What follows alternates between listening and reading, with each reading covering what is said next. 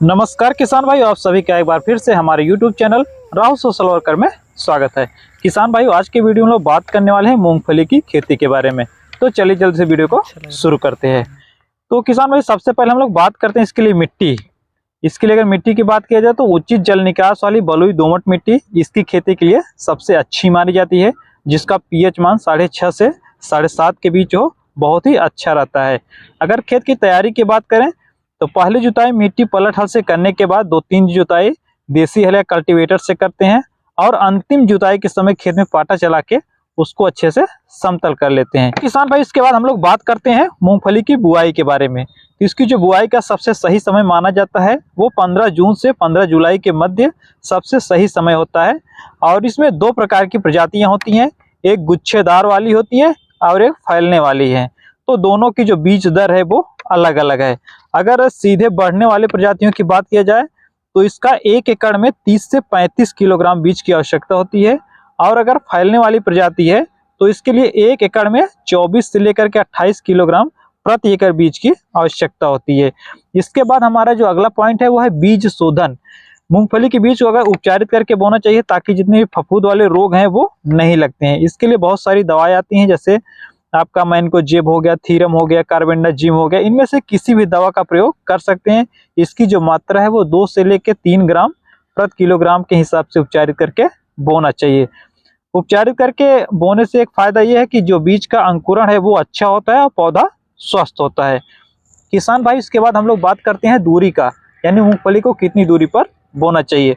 तो फैलने वाली अगर प्रजाति है तो उसके लिए दूरी जो है वो 45 गुणे 15 सेंटीमीटर, यानी पंक्ति से पंक्ति की जो दूरी है 45 सेंटीमीटर, पौधे से पौधे की दूरी 15 सेंटीमीटर रखते हैं। और गुच्छे वाली यानी सीधे बढ़ने वाली अगर प्रजाति है तो उसके लिए दूरी 30 गुणे 15 सेंटीमीटर। किसान भाई, उसके बाद हम लोग बात करते हैं खाद एवं उर्वरक की।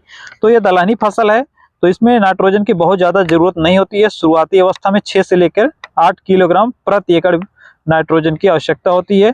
फास्फोरस की बात किया जाए तो 20 से लेकर के 24 किलोग्राम प्रति एकड़ फास्फोरस की आवश्यकता होती है।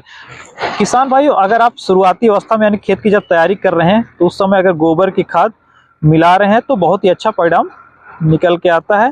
तो इसकी जो मात्रा है वो 200 से लेकर के 300 क्विंटल प्रति एकड़ रखते हैं। किसान भाई, उसके बाद हम लोग बात करते हैं सिंचाई का।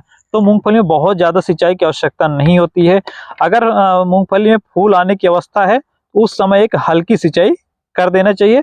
हाँ, बीच में अगर नमी का बहुत ज़्यादा अभाव है तो मूंगफली में बीच बीच में नमी बनाए रखने के लिए सिंचाई करते रहना चाहिए। इसके बाद खरपतवार की बात करें तो जितने भी खरपतवार हैं उसको आप चाहें तो हाथ से भी निकाल सकते हैं, या बहुत सारे मशीन आती हैं उसका भी प्रयोग कर सकते हैं। या फिर अगर दवा की बात किया जाए तो पेंडीमेथालिन एक दवा आती है, इसका भी प्रयोग कर सकते हैं। किसान भाइयों, अगर इसमें रोग कीट की बात की जाए तो इसमें रोजेट एक रोग लगता है, टिक्का रोग लगता है। इसके लिए इमिडाक्लोप्रिड एक दवा आती है।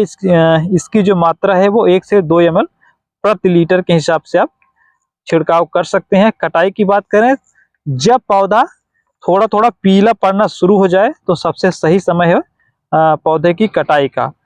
और कटाई करने के बाद इसको 1 सप्ताह के लिए मतलब खेत में छोड़ देते हैं ताकि जो उसमें नमी है वो खत्म हो जाए। जब 10% नमी रह जाए तो उसको आप कलेक्ट कर सकते हैं। इसके बाद उपज की बात करें तो इससे जो उपज है वो 10 से लेकर के 12 क्विंटल प्रति एकड़ उपज प्राप्त होता है।